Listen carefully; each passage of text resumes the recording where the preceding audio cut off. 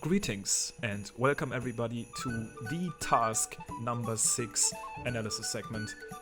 We are in Snow Kingdom and we had a pretty interesting task again with lots of options since the start was a little bit variable. But I'm joined by Smallland as always to talk to us about what made him come up with this task, and we are also obviously gonna watch over the top 4 runs and kind of analyze them a little bit for you guys. But what's up Smallland first, how are you? Hi there, I'm good. And the usual question, back in snow, what made you think of this task? Well, with Snow Kingdom, there aren't too many things that go across the whole kingdom that are like a unifying thing. Like, once you go into Shiveria, it's a lot different than up top, so I had to pick more general tasks this time. So I picked the moons, I picked the purple coins, and then on top of that, there really wasn't anything else that I could find, so I ended up going with coins, and I figured that would balance it between the top and the bottom, make routes on the top and bottom both viable, and decided to also, so you could use the bottom half, like so you could use Shiveria, I wanted you to be able to respawn and warp to checkpoints, and that's really just a simple task. Yeah, and I think what made this one really interesting was obviously also the choice between warping and respawning, because having both available to you kind of adds very, very many options when it actually comes to finding the fastest route. So even though we have pretty much the same route back here at the top spot, that absolutely doesn't mean that this route was easy to find initially, because there's been so many options, so many moon pipes, loading zones. You could technically even do stuff inside of Shiveria, outside of it, warping, respawning. So initially coming up with a route when I was going through Snow Kingdom, kind of thinking about the task, was definitely very interesting and very broad. There were many options that could potentially be considered. But as always, people came up with a pretty tricky route using a very creative way to actually obtain coins. And let's look at the top 4 we have here. Back at the number 1 spot, it's Miles Pro, dominating the season a little bit so far. I'm not sure if if you can still take his throne. I'm pretty sure you would be able to, depending on how well he does in the future tasks, but he's been doing phenomenally, and once again makes the cut here with a little bit more optimal movement, since we do see pretty similar approaches from all of the 4. The one thing though that sticks out, and actually I'm not 100% sure if that's how he did it, but Samurott spawns at a very, very interesting portion of the kingdom. What I'm assuming this could be is basically directly after spawning from Bound Ball. Maybe there's like another instance where you spawn at this specific point from the Odyssey. Maybe like after you reload, that might actually be true. I think after you reload, this would be where the game sets you, like the spot it sets you in. Very interesting spot that kind of makes his route also work just as well. But we do see Miles made it possible to win here with a warp. But interesting to see the same route but with different starting strats here at the top 4. Yeah. But other than the start there, everything is super close with all the different movement that we're seeing. Like they're all doing the up throw to get that first pull. They're all diving and rolling off the edge, using Cappy to get some extra coins from the Odyssey here, and it's all just very minor differences that we could probably point out.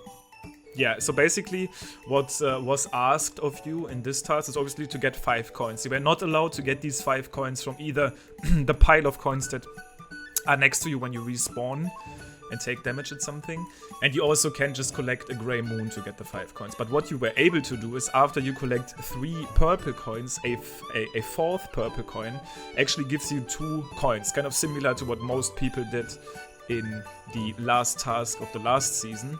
And that kind of made it possible here to take a very clean line, because these runners get 4 purple coins, so they get their 3 purple coin goal done, and then they take the last one to gain 2 extra coins. And the other 3 coins, they pick up 1 from that pole, that flag pole, and the other 2 from these 2 exhaustion pipes, basically. Cappy gets stuck there as it's returning to Mario from that up for very clever routing, super quick line. Cappy does most of the work. It kind of reminds me also to the cap task in last season. That was kind of a task where we made use of similar mechanics for these top times. But these runners executed optimally, And the main differences that we were able to find out here, Smallnet and I, is basically what makes Miles run a little bit faster is one, the way he approaches the moon, he kind of dives next to it, already making his way towards that flagpole. We see, for example, for Zenrave, he kind of touches the moon on the back, but Miles turns around and then dives into the direction of this next objective. That's a good difference. He also does a single jump in the start, which is in most cases actually faster than a spin pound here if you get it at the first frame. A spin pound takes some setup frames, basically, for spinning and then also doing the ground pound animation. Another reason why I think a single jump here is better than the spin pound is the spin jump gives you more vertical height, but you can't move left or right as much. Where with a regular jump, you can move forwards a little bit further, and it probably saves some time over the spin jump, the ground pound jump. Another pretty vital difference here between number 1 and number 2 is actually that Miles, after initially up-throwing towards that flagpole, is actually immediately diving as soon as his up-throw comes out. If we look at Samurot's run right here, he starts off obviously with the respawn, but after his up-throw, he almost takes a little bit longer. He still waits until the up-throw kind of hits the top and then goes into his dive animation. Miles cuts that corner a little bit better. The difference between those two is almost marginal, but still enough for Miles to take the win, and something like that in the end will matter enough.